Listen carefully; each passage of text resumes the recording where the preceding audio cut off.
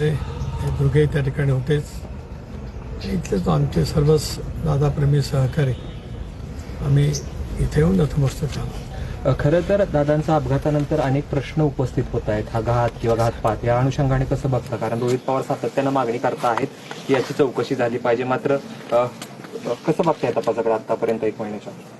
सुरुवातीपासूनच राष्ट्रवादी काँग्रेस पक्षाची माझ्यासहित आम्ही सर्वांची भूमिका राहिली की अशा वेळीचे ज्यावेळेला विमान अपघात करतात त्यावेळेला जे एक तपासाची यंत्रणा स्वायत्त यंत्रणा भारत सरकारने स्थापन केलेली आहे त्यामार्फत चौकशी केली जावी. आणि पहिल्या दिवशी तशा वेळीची चौकशी त्या खात्याच्या केंद्रीय मंत्री महोदयांनी केली. मुख्यमंत्री आले होते त्यांनी सुद्धा CIDच्या मार्फत तशा पैकी चौकशीचे आदेश त्या तशी चौकशी सुरू झाल्याचं आम्हाला माहिती देण्यात आली. तदनंतर राज्याच्या उपमुख्यमंत्री वहिनींच्या नेतृत्वाखाली आम्ही सारेजण मुख्यमंत्री महोदयांना भेटलो आणि पक्षाच्या वतीने एक निवेदन दिलं की या साऱ्या घटनेची पूर्णपणाने CBIच्या मार्फत चौकशी केली जावी.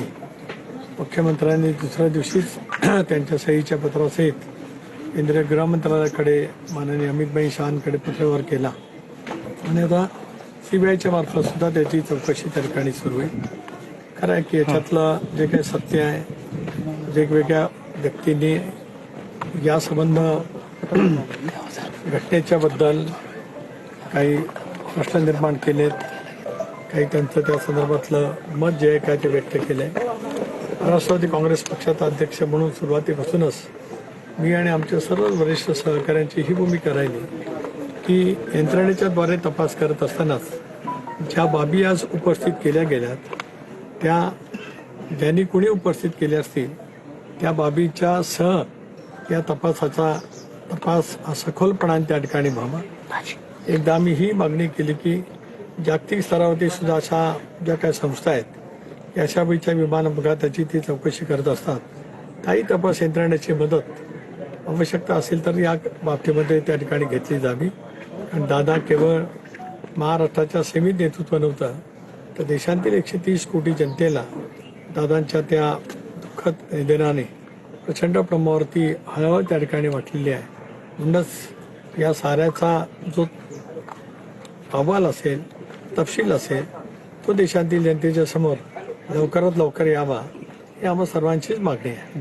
ज्या पद्धतीने तपास चालू आहे, ज्या पद्धतीनं यंत्रणा तपास करते त्या पद्धतीने जर तपास झाला तर न्याय मिळणार नाही अशी रोहित पवारांची भूमिका आहे. तुम्हाला काय वाटते या संदर्भात? कोणाला काय वाटतं त्याच्याबद्दल मी भाष्य करणार नाही, पण मी सुद्धा गेले 35 वर्ष सार्वजनिक जीवनामध्ये आहे. तपास यंत्रणाने तपास सर्वदूर पद्धतीने करावा. ज्या शंका उपस्थित केल्या गेल्यात अनेकांच्याकडून त्या सर्व शंका समजून सुद्धा घ्याव्यात आणि त्याच्या अनुषंगाने सुद्धा तपास त्या ठिकाणी केला जावा. म्हणजे तपासामध्ये त्या पद्धतीने तपास केला की नाही याची सुद्धा त्रुटी कुठे राहता कामा नये हे राष्ट्रवादी काँग्रेस पक्षाची मागणी त्या ठिकाणी. दादांच्या जाण्यानंतर जे राजकारण सगळं झालं त्याच्यामध्ये विशेषतः प्रफुल्ल पटेल साहेब आणि सुनील तटकरे साहेब हे विशेष टार्गेट होत आहेत.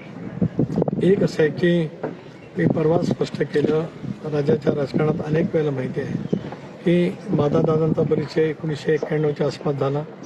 99ला राष्ट्रवादी काँग्रेस पक्षाचा सहकारी म्हणून किंवा राष्ट्रवादी काँग्रेस पक्षामध्ये प्रवेश करत असताना माझ्याच मनोहर आमदार निवासवरती दादा आले होते. 2 तास आमची चर्चा झाली आणि त्याच्या अलीकडच्या कालावधीमध्ये माझं 84 पासून सुरू झालेलं राजकारण एक वेगळा राज्याच्या काँग्रेसच्या मध्ये वेगळा बाईचं होतं. तीचपासून जी जीवाभावाची साथ माझ्यासारख्या कार्यकर्त्याने त्यांच्या समवेत केली, विश्वासाने केली, त्यांनी विश्वास दिला, अनेक ठिकाणी मला काम करण्याची संधी दिली. स्वाभाविकपणाने माझं कर्तव्य होतं कारण मी केवळ अध्यक्ष आता नाही तर 14 ते 18 या कालावधीमध्ये एकत्रित राष्ट्रवादी काँग्रेस पक्ष असताना सुद्धा होतो. आताही आम्ही एक भूमिका घेतली दादांच्या नेतृत्वाखाली NDAमध्ये सहभागी व्हायचं. त्यानंतर त्यांनी माझ्यावरती ती जबाबदारी सोपवली. लोकसभा झाल्या, मी लोकसभा त्यांच्या आदेशामुळे लढलो. लोकसभा लढायची माझी इच्छा नव्हती पण दादांचा आदेश होता की तुम्ही प्रदेशाध्यक्ष आहात, निवडणूक लढली पाहिजे. त्यानंतरच्या विधानसभेमध्ये आम्ही संबंध महाराष्ट्र ढवळून काढला, यश त्या ठिकाणी मिळालं. स्वाभाविकपणाने ज्या वेळेला दादांचं दुर्दैवी निधन जे संबंध देशाला फटका लावून देणार ठरलं त्यावेळेला मग त्या ठिकाणी वहिनींना उपमुख्यमंत्री पदाची किंवा विधिमंडळ पक्ष नेत्याची जबाबदारी द्यावी अशी भूमिका पक्षाचा प्रमुख म्हणून दादांचा एक सहकारी म्हणून जर का आम्ही घेतली असेल. प्रफुल्ल पटेल सुद्धा दीर्घकाळ कार्याध्यक्ष राहिलेले आहेत. भुजबळ साहेब असतील, हसन मुश्रीफ असतील, धनंजय मुंडे असतील, दिलीप वळसे पाटील असतील, विधानमंडळातील आमचे सर्व आमदार असतील, या सर्वांनी घेतली तर त्याच्यामध्ये टीका टिप्पणी ज्यांना करायचं असेल ते करू शकतात. पण आम्ही आमचं प्रामाणिकपणाचं कर्तव्य बजावलं. कारण दादानंतर उत्तराधिकारी किंवा त्या संबंध ठिकाणी काम करण्यासाठीच वहिनींनी ती जबाबदारी घ्यावी अशी विनंती आम्ही सर्वांनी केली.